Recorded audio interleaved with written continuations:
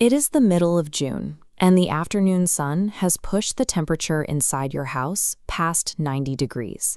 You check the thermostat, but the prospect of running the air conditioner nonstop brings a sense of financial dread. There is an alternative. By using 2 empty plastic bottles, you can adapt a standard fan to produce a stream of cooled air for very little cost. By securing frozen ice to the rear of the grill, the fan pulls air across a cold surface. The result is a targeted stream of cooled air right where you need it. To build this, you need a few common items: 1 fan, 2 large plastic bottles, water, table salt, zip ties, and a towel.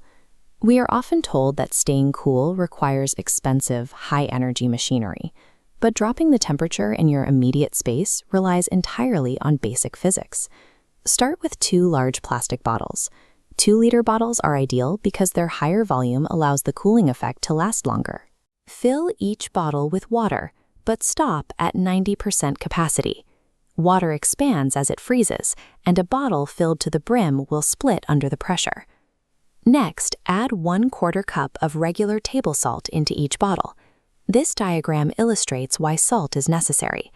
Dissolving salt in water triggers freezing point depression. This forces the ice to stay at a temperature well below the standard freezing mark, providing relief for a longer period. Tighten the caps securely and shake the bottles until the salt is fully dissolved. Place them in your freezer for 12 to 18 hours. This chemical adjustment ensures your cooling source provides relief for hours rather than melting in minutes. Once your bottles are frozen, grab your fan. Unplug it from the wall entirely before you touch the grill or begin the assembly. This schematic shows the thermodynamics at work. Warm room air is pulled from behind the fan, where it passes across the frozen bottles. Heat transfers into the ice, and the blades then push that cooled air forward. Using your zip ties, secure the first bottle vertically to the left side of the rear grill. Fasten the second bottle on the right side to keep the weight balanced. Do not attach the bottles to the front of the fan.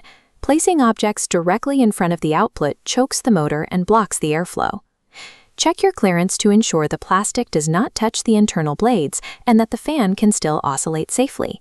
Proper mounting on the rear intake ensures the air is cooled before the fan pushes it into the room.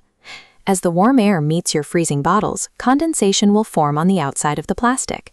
Place a folded towel directly beneath the fan to catch the dripping water and protect your floors from damage. Plug the fan in and turn it on. The ice now extracts heat from the incoming air, lowering the temperature of the breeze as it moves across the room. To maximize this effect, you must manage your environment. This diagram shows a room as a bucket. A window letting in direct sunlight acts like a hole in the bottom, constantly refilling the space with thermal energy. Close your curtains to block the sunlight and activate the fan early in the afternoon before the extreme heat builds up. Keep your expectations realistic. This method is effective for targeted spaces like a bedroom or a home office, but it will not cool a large open-concept house. Controlling the room's passive solar intake is just as critical to your comfort as the cooling device itself. The room is now cooling down using a fan that operates safely. While freezing the water does require energy, the cost is a small fraction of the expense required to power a central air conditioning system. To maintain the effect all day, you can use a rotation strategy. By freezing 4 to 6 salted bottles at once, you can continually swap out melted pairs for fresh ones from the freezer. Try it yourself. Prepare 2 bottles tonight and measure the temperature difference in your own home tomorrow afternoon. If your family has its own low-tech methods for surviving heat waves from the years before central air, share them in the comments below.